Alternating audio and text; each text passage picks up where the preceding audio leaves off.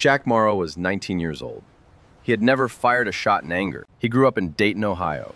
His father worked at the paper mill. He enlisted the day after Pearl Harbor. His mother cried for a week. Now it was February 1945. The Pacific War was almost 3 years old. The transport ship USS Hansford carried 2,000 Marines toward a small volcanic island. Most of them had never heard of Iwo Jima before last month. Sergeant Dan Reed had been to Guadalcanal and Saipan. He didn't talk about it. That night, Jack couldn't sleep. He wrote a letter home he wasn't sure he'd send. Before dawn, the ship's PA crackled. Marines, prepare to land. Jack looked at Reed. Reed said nothing. He checked his rifle and looked away. February 19th, 1945. H-hour was 0900. The landing craft hit the water. 70 men inside. No one spoke. Jack could hear the shore before he could see it. A sound like the end of the world. The ramp dropped. Men poured out. Some fell before they reached the sand. The black sand was unlike anything Jack had ever seen. Heavy, wet. You sank into it. There was nowhere to run, nowhere to hide. The beach was a killing ground. Jack threw himself flat behind a low dune. The man next to him was already dead. Reed grabbed Jack's collar and pulled him forward. Don't stop, move, move. They ran 50 yards up the beach.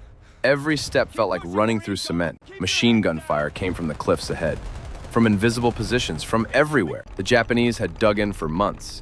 21 miles of tunnels beneath the island. Their guns were zeroed on every inch of that beach. They had been waiting. 6,000 Marines landed in the first hour. 700 were killed or wounded.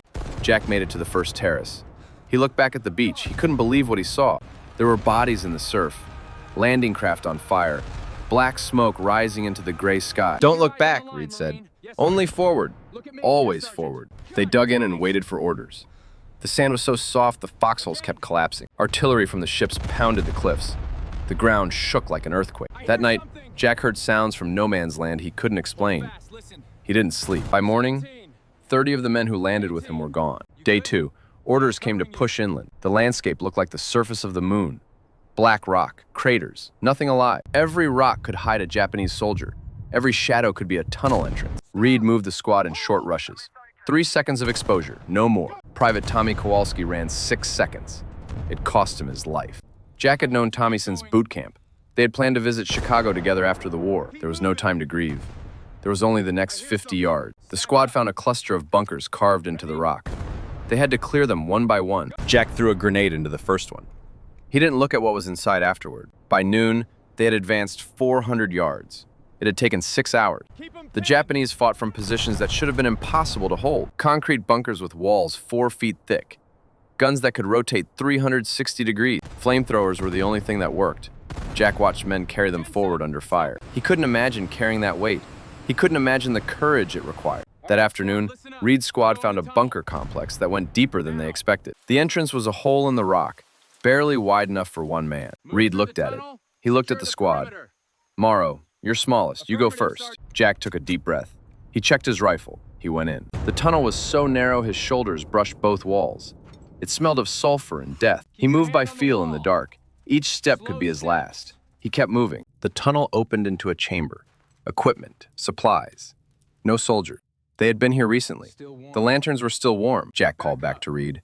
The squad came in one by one. There were maps on the walls, diagrams of the tunnel system, hundreds of passages. Reed took photographs with a small camera. This goes to intelligence tonight. They marked the entrance and pulled back. An hour later, the engineers came with charges. The explosion shook the ground under their feet 200 yards away. How many of these are there? Jack asked. Reed said, enough. That night in their foxhole, Jack asked Reed about Guadalcanal. Reed told him one story, just one. It was enough. Jack understood why he didn't talk about it. Day 5. The push towards Suribachi had begun. Mount Suribachi dominated the southern end of the island, 500 feet of volcanic rock. Japanese observers on top could see every inch of the beach below. As long as they held Suribachi, every Marine on the island was exposed. The 28th Regiment was given the assignment. Reed's battalion was attached. They fought for every yard of the slope. The Japanese fired from holes in the rock. Progress was measured in feet, sometimes in inches. Jack learned to move like water around obstacles rather than through them. Reed taught him where to walk, where never to walk, how to read the ground. The ground tells you everything, Reed said, if you learn to listen. Day 6. Another tunnel complex, deeper than the last. This time the squad had a map taken from the first chamber. It helped, barely. The passages split and rejoined like a maze.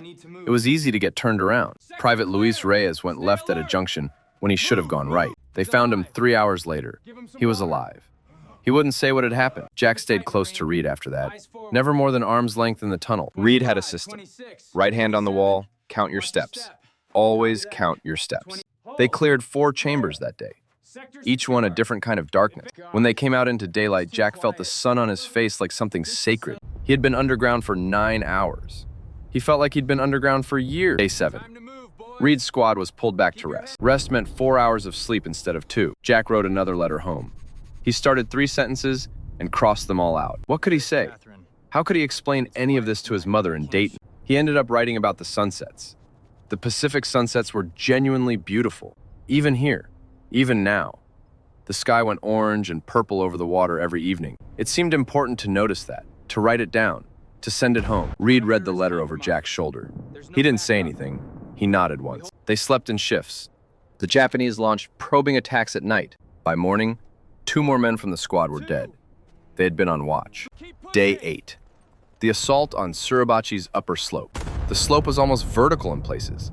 They climbed with weapons in hand. The Japanese rolled grenades down at them. They caught some, let others go. Jack learned which grenades had time to throw back and which ones to run from. It was a calculation you made in half a second. You learned fast, or you didn't learn at all. A grenade landed 2 feet from Reed.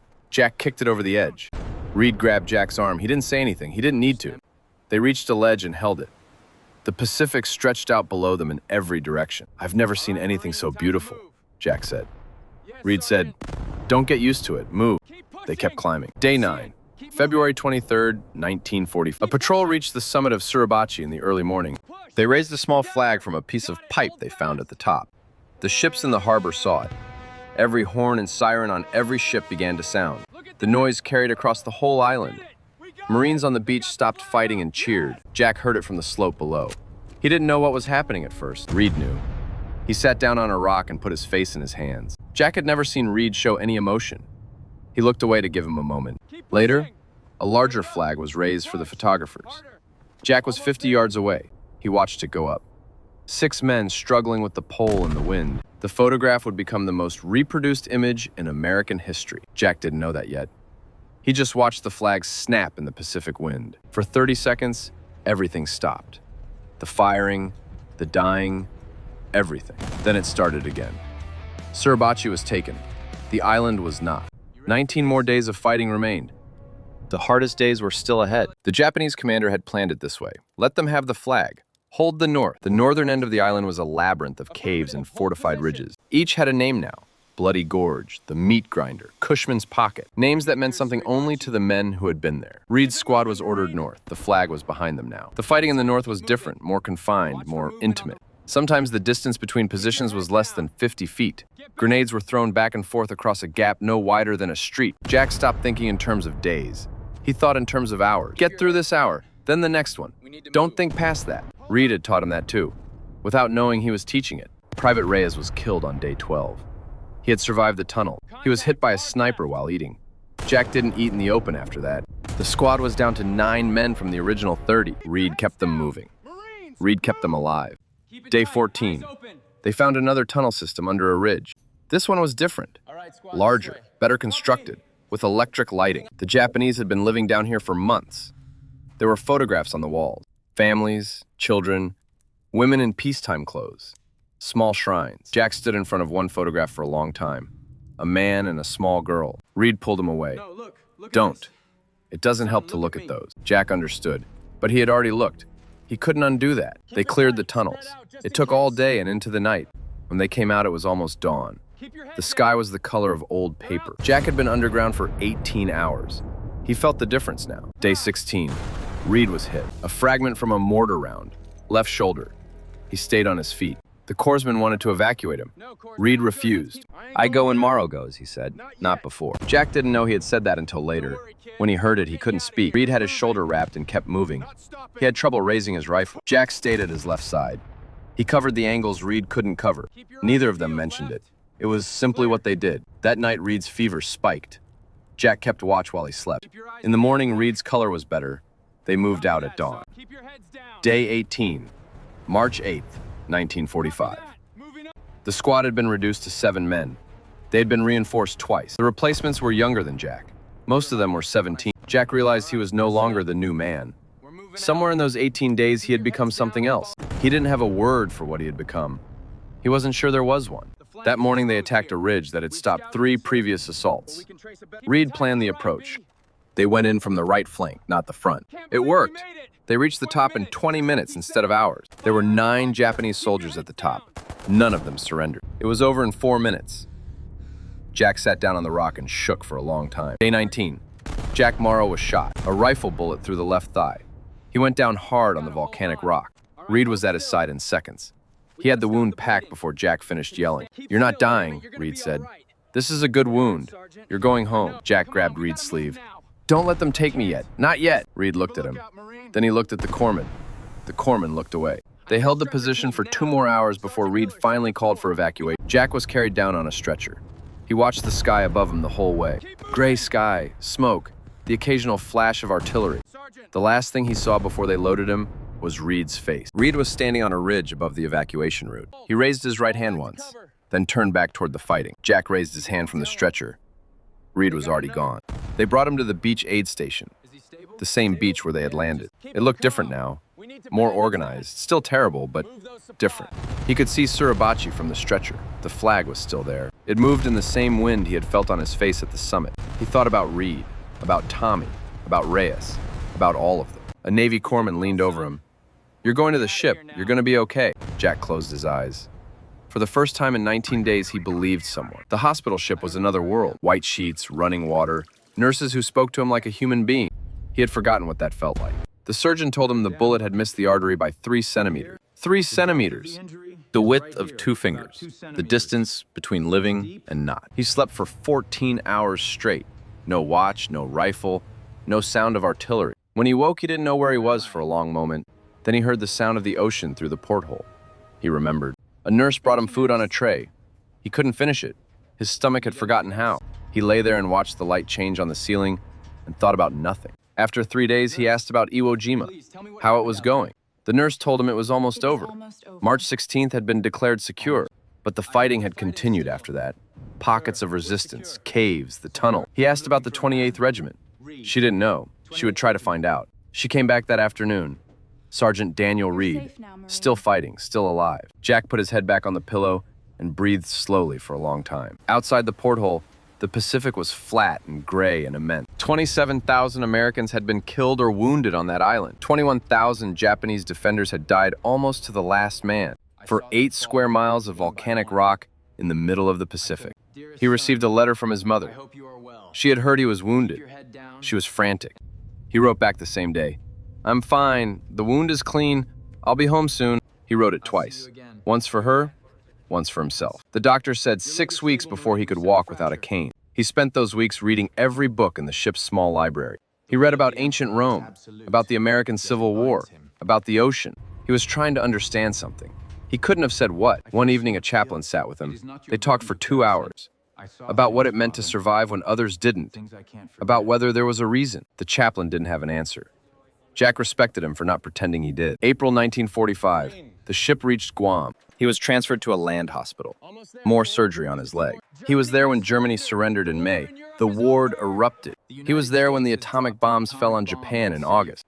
He didn't celebrate. He sat by the window and looked at the sky. Japan surrendered on September 2nd, 1945. The war was over. Jack was 20 years old. The war had lasted his entire adult life. He received his discharge papers in October. A Purple Heart, a citation, words on paper. They didn't know what to say about what he had seen. Nothing did. Nothing could. He flew home on a military transport. 30 men in canvas seats. Nobody talked much. They watched the clouds through small round windows. The plane landed in San Francisco. There was a small crowd on the tarmac. Women holding signs, a band playing something Jack couldn't identify. He walked through it and found a telephone. He called his mother. She answered on the first ring. She must have been sitting next to it for months. He couldn't say anything for a moment, neither could she. Then she said his name. Just his name. Jack. That was enough. He took a train from San Francisco to Dayton, 3 days across the country. He watched America go by through the window. Mountains, desert, plains, rivers. It was October, and the Ohio countryside was turning gold. He had not seen autumn in 2 years. He had forgotten it looked like this. The train pulled into Dayton Station at noon on a Tuesday. His mother was on the platform. His father stood behind her with his hat in his hands. Jack walked toward them with a slight limp. He would have that limp for the rest of his life. His mother held him for a long time. He let her. His father shook his hand, then pulled him into an embrace. He had never done that before. They drove home through the familiar streets. He recognized everything. Nothing felt the same. At dinner that night, his mother made pot roast, his favorite since childhood. He ate every bite. He said it was wonderful. It was. He walked the town in the weeks that followed, getting used to being still. People thanked him. Neighbors, the man at the hardware store, the pastor at church. He nodded and said thank you. He didn't know what else to say. He went to the paper mill with his father one morning, watched the machines running. His father offered him a job. Jack said he'd think about it. He thought about Reed. He wrote to the address Reed had given him, a town in Kentucky. Reed wrote back in 2 weeks, 3 sentences. I made it. Came home last month. Stay in touch. Jack smiled when he read it. He read it 3 times. He enrolled at the University of Dayton on the GI Bill.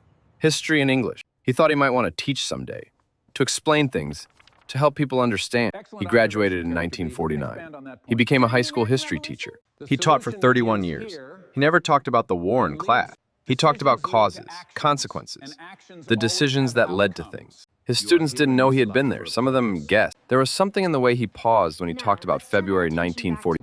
He married a woman named Ellen in 1951. They had 3 children. He and Reed stayed in touch for 40 years. Letters, then phone calls, then visits. Reed came to Dayton once with his wife. They sat on the porch and talked until midnight. They talked about everything except Iwo Jima.